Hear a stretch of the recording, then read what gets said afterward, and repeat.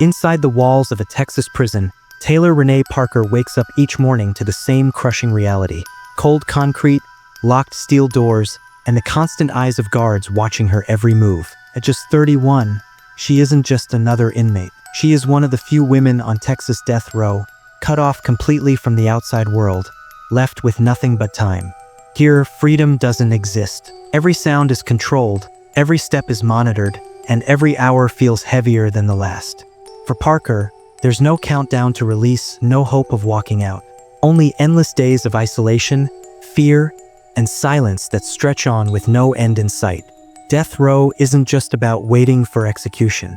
It's about living a life where every breath feels borrowed, every moment feels trapped, and hope is permanently erased.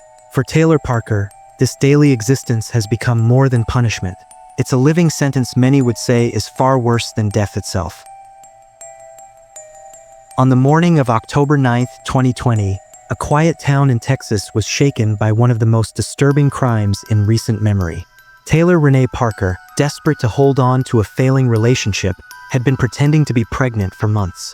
When her lies began to collapse, she resorted to an act that horrified the nation. She drove to the home of 21-year-old Reagan Hancock, who was 8 months pregnant at the time. In a brutal attack, Parker murdered Reagan and attempted to remove the unborn child, hoping to pass the baby off as her own. The crime was immediately recognized as one of unimaginable cruelty. When police stopped Parker later that day, she had the infant with her, claiming it was hers.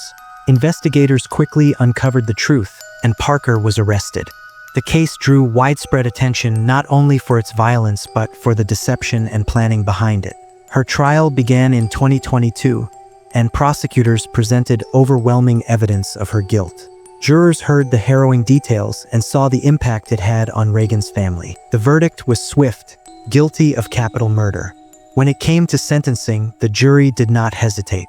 They chose the harshest punishment allowed under Texas law, the death penalty. Since then, Parker has been housed on Texas death row, awaiting the day her sentence will be carried out. But before that moment arrives, she must endure the daily reality of prison life, which has become its own form of punishment.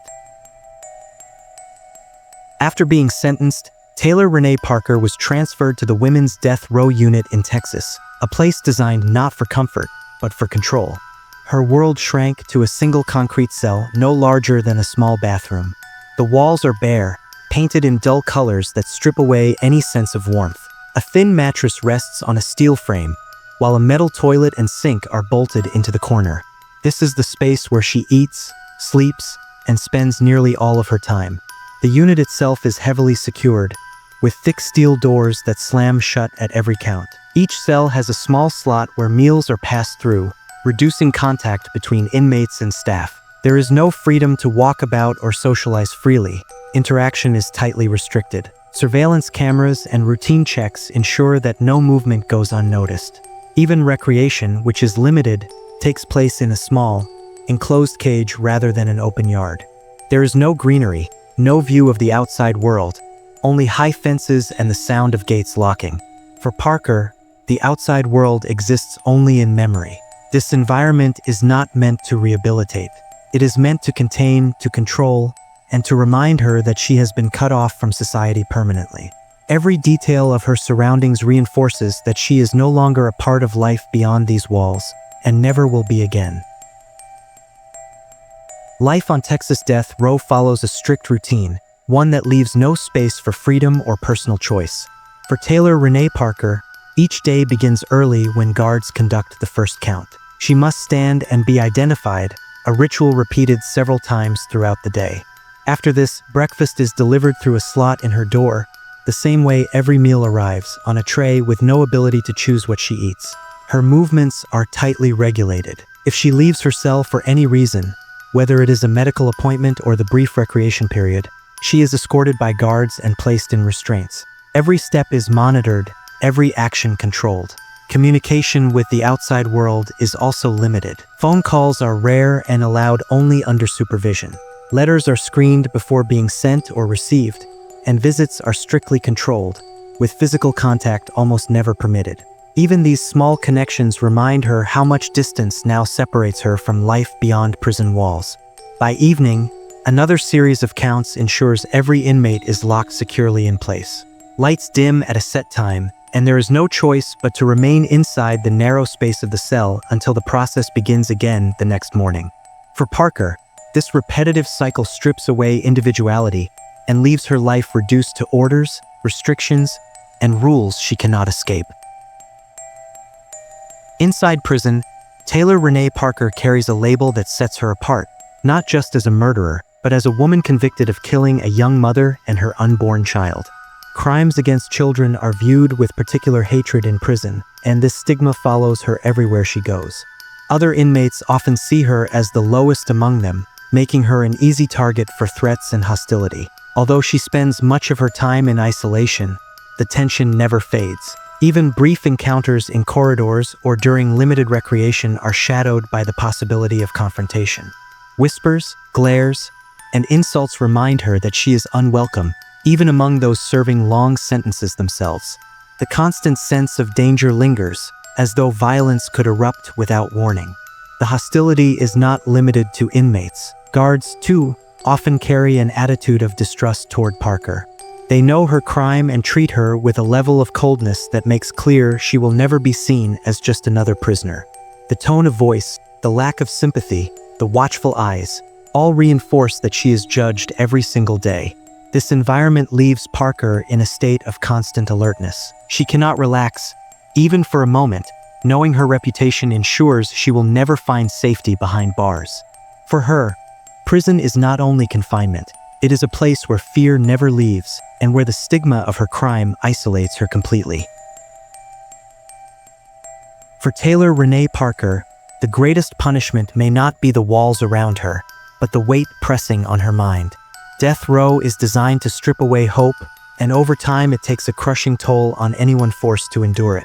With no release date and no future beyond her sentence, Parker lives in a constant state of uncertainty. She does not know the day or hour when the state will decide her fate, only that it will come. This endless waiting creates a pressure few can withstand. Isolation deepens the struggle. Spending nearly all of her time alone, Parker has little distraction from her own thoughts. Guilt over the crime, combined with the silence of her cell, magnifies every memory and regret. Nighttime can be especially brutal, as darkness brings long hours with nothing to occupy her except the reminder of what lies ahead. Depression, anxiety, and a growing sense of hopelessness are common on death row, and Parker is no exception. Some inmates describe it as feeling like they are already dead, just waiting for their body to catch up. Each day, her spirit is chipped away, not by physical punishment, but by the relentless mental burden of knowing her life will never return to normal. For Parker, survival is not about living. It is about enduring the slow, invisible torment that grinds her down from the inside. The impact of prison life is not only mental but also physical. For Taylor Rene Parker, years on death row have begun to wear down her body in ways that cannot be ignored. Meals provided are basic and lack proper nutrition. Over time, this kind of diet weakens the body, leaving inmates more vulnerable to illness and fatigue. Sleep is another constant struggle. The noise of the unit, the harsh lighting, and the stress of her circumstances make rest difficult. Nights often pass with little more than a few hours of broken sleep, leaving her exhausted when the morning count begins. Prolonged exhaustion only deepens her decline, making it harder to cope with each passing day. Medical treatment inside prison is limited, with long waits and minimal care for chronic issues. Small problems can linger for weeks without proper attention, and serious concerns are often handled only when unavoidable. For Parker, this neglect means her health slowly erodes under the pressure of prison life. Over the years, the physical toll becomes unavoidable. Weight loss, constant fatigue, and the wear of stress etched into her appearance. Her sentence is not only counting down her life, but steadily breaking her body long before execution arrives. For Taylor Rene Parker, prison life has become more than a sentence. It has become a slow form of punishment that stretches far beyond the death penalty itself. Execution, in many ways, is final. It brings an end to waiting, to fear, and to suffering. But life on death row is a punishment that lingers, dragging on day after day with no relief. Every morning begins the same, with no choices, no freedom, and no hope for change. Each night ends with the same silence, broken only by the knowledge that another identical day will follow. This endless cycle grinds down not only the body, but also the very sense of what it means to live. Death offers closure. Prison life denies it. Instead, it forces inmates like Parker to endure a living state of limbo, trapped between life and death, unable to move forward, unable to escape. Her existence has been reduced to waiting for an end that never seems to come. In this way, prison becomes a kind of slow-motion punishment. For Parker, it is not the execution that defines her fate, but the daily suffering that makes her reality feel far worse than death itself. Taylor Rene Parker's story reminds us that prison life can sometimes be harsher than the sentence itself. Living each day in isolation, with no control over the smallest aspects of life, strips away more than just freedom. It strips away identity, dignity, and even the will to keep going. For Parker, every passing day on death row is not just time served, but time endured in a reality that feels far worse than the execution she was given. Her case forces us to ask, is death truly the ultimate punishment, or is the slow, suffocating existence behind prison walls the harsher fate? Thank you for watching. If you want to explore more stories about the darkest sides of prison life and the criminals who face them, make sure to subscribe to Crime Shade. We bring you the cases that reveal how prison can sometimes be worse than death itself.